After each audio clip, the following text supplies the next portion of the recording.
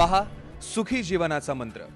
हा hello sir, तुमचा आहे ना, मी बऱ्याच शुक्रवारचा बघतो कार्यक्रम, फार छान असतो आणि आमचे एजेड लोक पण आम्ही म्हणजे आम्हाला ते बरं वाटतं, आयडिया येते बरीचशी। तर साधारणतः ऍट द एज ऑफ आता आम्ही 67-66च्या वर पुढे चाललोय आम्ही, तर ते कुठपर्यंत अप टू सेक्स पाहिजेच ना आपला तो व्यवस्थित? बरोबर आहे, बरोबर आहे। हा म्हणजे कुठल्या वयापर्यंत? मी असं ऐकतो 80 पर्यंत असेल तर तो माणूस हेल्दी राहतो। हो हो, म्हणजे तुम्ही इतक्या चांगल्या पद्धतीने सर्वांचं प्रतिनिधित्व करून प्रश्न विचारताय आणि तुमच्या प्रश्नाला सायंटिफिक उत्तर देतो। आणि तुम्ही जे आम्हाला अभिप्राय दिला की ह्या वयामध्ये आम्ही देखील हा शोभा, ह्याला वयाची लिमिट नाही। तुम्हाला वयात आल्यापासून ते 90-100पर्यंत कसं फिट राहता येईल यासाठी हा मंच उभारलेला आहे। तुमचं अभिनंदन, कौतुक आणि तुमचं सायंटिफिक उत्तर या ठिकाणी देऊया, नक्कीच देऊया। पाहिलं म्हणजे हे ॲप्रिसिएशन आहे, म्हणजे हे अवॉर्ड आहे। आणि यामध्ये मी तिची मोठी व्याख्या का सांगतो सांगू आपण त्यांना। पहिली महत्त्वाची गोष्ट सांगतो, जोपर्यंत तुम्ही श्वास घेता, जोपर्यंत तुम्ही खाता पिता, जोपर्यंत तुम्ही चालता, तोपर्यंत तुमच्या बॉडीचे रिफ्लेक्सेस चालू राहतात।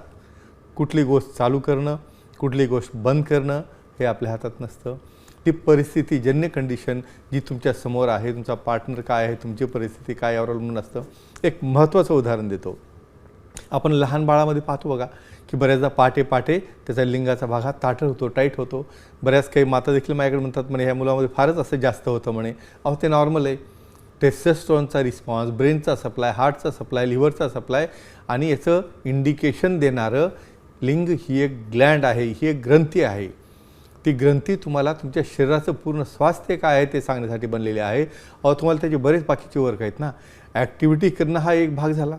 जेनॅटो युरिनरी सिस्टीम कंबाईन का बनवली असेल? नाही तर युरिनची जागा वेगळी, मग युरियाची वेगळी अशी का नाही केली?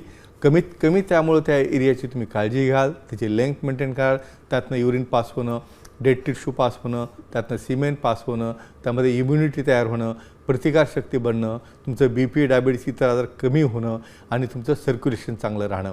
एक उदाहरण देतो, एक टेस्ट म्हणून सांगतो। डायबिटीस किंवा BP हा झालेला कसा ओळखायचा? तर जेव्हा 25% वाहिनी ही लिंगाची बंद झालेली असते किंवा कमजोरी यायला सुरू होते, त्यावेळेला 50% वाहिनी ही हृदयाची बंद झालेली असते। म्हणून मित्रांनो, तो ऑर्गन तुमचा इंडिकेटर आहे, त्याचा ब्लड सप्लाय शेवटपर्यंत चालू राहिला पाहिजे। आणि महत्त्वाचं डिस्क्लेमर देतो की जेव्हा किंवा ॲक्टिव्हिटीमध्ये जाल, time, place, person, condition, culture, safety, consenting, आपला ओन आणि नॉन इन्फेक्टेड पार्टनर असणं अतिशय महत्त्वाचं असतं।